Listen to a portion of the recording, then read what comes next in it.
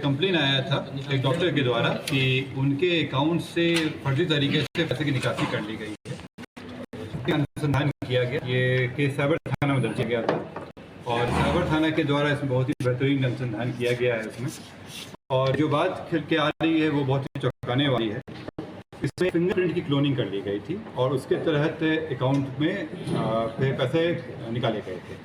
और जब इसमें हम लोग जांच करने पहुंचे तो पता चला कि कई लोगों के फिंगरप्रिंट निकाले गए हैं, उनका फर्जी फिंगरप्रिंट बना लिया गया है और उससे इस तरह की धोखेबाजी की जा रही है। इसमें ये लोग करते क्या थे कि विभिन्न जगहों से, चाहे वो अलग अलग डॉक्यूमेंट्स हो जहाँ पे भी उनका फिंगरप्रिंट रहता हो, या तो वो CSP पे हो या फिर कोई डीड वगैरह हो, उसको क्लोन कर लेते थे, उसका कॉपी बनवा लेते थे और उस कॉपी को इस मशीन के थ्रू, ये जो मशीन है इसके थ्रू बनवा के इस तरह का बनवा लेते थे जिसमें फिंगरप्रिंट बना रहता था। इन सभी पे अगर ध्यान से देखेंगे तो फिंगरप्रिंट का प्रिंट किया हुआ है इसमें, और इस प्रिंट का इस्तेमाल करके वो लोग जहाँ बायोमेट्रिक इस्तेमाल होता है वहाँ लगा कर अकाउंट को खाली कर लेते थे। इसमें जो हम लोग को मिला है करीब 250 लोगों के फिंगरप्रिंट है, तो 250 लोगों के साथ इन लोगों ने धोखाधड़ी करने की कोशिश की है या कई लोगों ने धोखाधड़ी किया है। इसमें 4 व्यक्ति गिरफ्तार हुए हैं, चारों नवादा के रहने वाले हैं, एक व्यक्ति नालंदा का रहने वाला है। ये लोग नवादा से बाहर रह के ये सब काम कर रहे थे क्योंकि पे दबिश बनी हुई थी। इनके साथ जब हुआ तो जो अकाउंट से पैसा निकाले तो उसमें से 2 लाख रुपए कैश भी बरामद हुआ है। इसके अतिरिक्त विभिन्न इक्विपमेंट्स भी बरामद हुए हैं जिसमें ये मेजर स्केल पे कई सालों से चला रहे थे इसमें।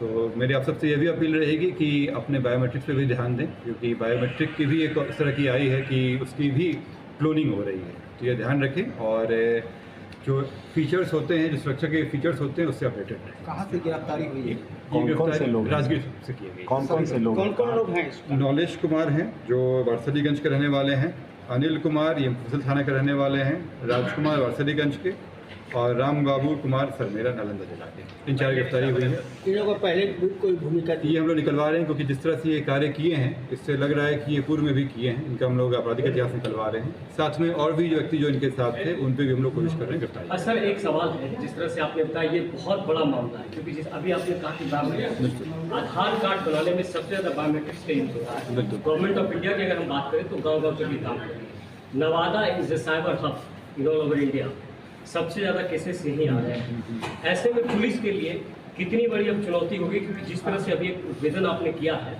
उसमें एक बहुत बड़ा और बहुत पेचीदा मामला है, और जिस तरह से लाखों रुपए का ट्रांजेक्शन ये साइबर अपराधी कर रहे हैं, वैसे में पुलिस के लिए कितनी बड़ी चुनौती? देखिए, जो साइबर अपराध जिस तरह से बनता है ये पुलिस के लिए चैलेंज है ही, क्योंकि कई लोगों के लिए समस्या का कारण बन रहा है। इसमें साइबर अपराध जो है उसके लिए इम्पोर्टेंट होता है कि इसमें समय लगता है इन्वेस्टिगेशन में, और इसमें कोई लिमिटेड दायरा नहीं होता है।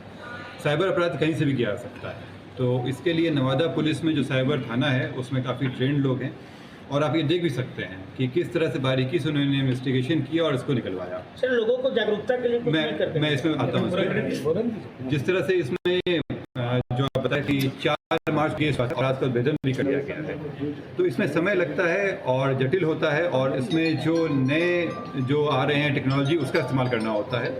लेकिन नवादा पुलिस के पास काफ़ी उन्नत क्वालिटी के इन्वेस्टिगेटर्स हैं और थाना भी काफ़ी सुचारू रूप से काम कर रहा है, तो जिस कारण से हम लोग इस पर रोक लगाएंगे और आगे भी कार्रवाई चलेगी कि जो साइबर हब, क्राइम के हब के रूप में ये इस्तेमाल हो रहा था जगह, वो अब ये नहीं कर पाएगा।